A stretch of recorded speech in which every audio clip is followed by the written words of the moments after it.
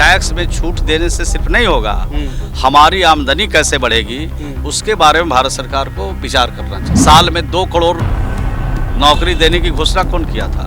हम लोग तो नहीं किए थे, वही किए थे। ये देश में कुछ अच्छाई करने वाले नहीं है।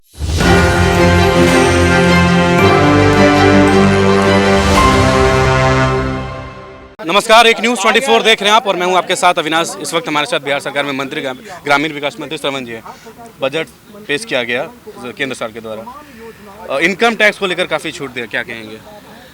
स्लैब में छूट दी गई। आमदनी जब बढ़ाएंगे तब ना इनकम टैक्स में छूट की जरूरत होगी। हमारी आमदनी बढ़ाने की क्या योजना है भारत सरकार की, उस पर सरकार को विचार करना चाहिए। टैक्स में छूट देने से सिर्फ नहीं होगा, हमारी आमदनी कैसे बढ़ेगी उसके बारे में भारत सरकार को विचार करना चाहिए। रेलवे में प्रावधान का भी बात किया गया है।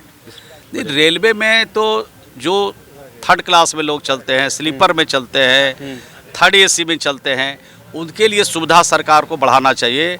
और कोविड जब शुरू हुआ था उस समय रेल के किराए में वृद्धि की गई थी, अलग से टैक्स लिया गया था, उस वृद्धि को भी कम करना चाहिए। उसकी घोषणा कहाँ सरकार ने किया है? तो एक तरफ बड़े लोगों को बड़े बनाने के लिए और गरीब लोगों के लिए कोई सुविधा नहीं, तो इस तरह के सुविधा से देश के जो गरीब है वो आहत पहुंच रहा है। युवाओं के लिए तो इस बार काफ़ी ध्यान दिया गया है, युवाओं के लिए बहुत सारा स्कीम लागू किया गया है, जो बजट अभी पेश हुआ है। नहीं, युवाओं के लिए तो चुनावी वर्ष से कुछ जरूर बोलेंगे, लेकिन जब चुनाव निकल जाएगा तो कहेंगे कि तो जुमला था। साल में 2 करोड़ नौकरी देने की घोषणा कौन किया था? हम लोग तो नहीं किए थे, वही किए थे। और 2 करोड़ में आज 8 साल हो गया तो 16 करोड़ लोगों को नौकरी मिल जाना चाहिए।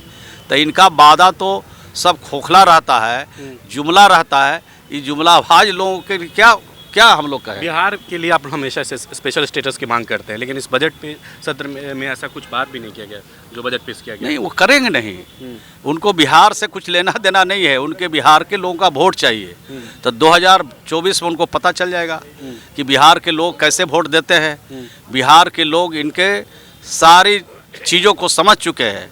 बिहार के मुख्यमंत्री श्री नीतीश कुमार जी ने जब मांगा इनको कि बिहार में जाति आधारित गणना करानी है तो हाथ खड़ा कर दिया इन्होंने।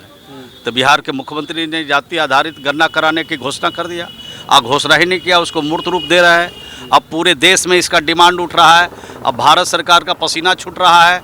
अब लग रहा है कि अब हम क्या करें।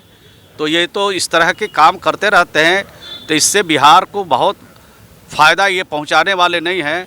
लेकिन बिहार अपने बलबूते जो करना है वो हम लोग कर रहे हैं, बिहार की जनता। एक आखिरी सवाल श्रवण जी रहेगा, युवाओं के लिए बात हुआ, महिलाओं के लिए बात हुआ, रेलवे में प्रावधान की बात हुआ।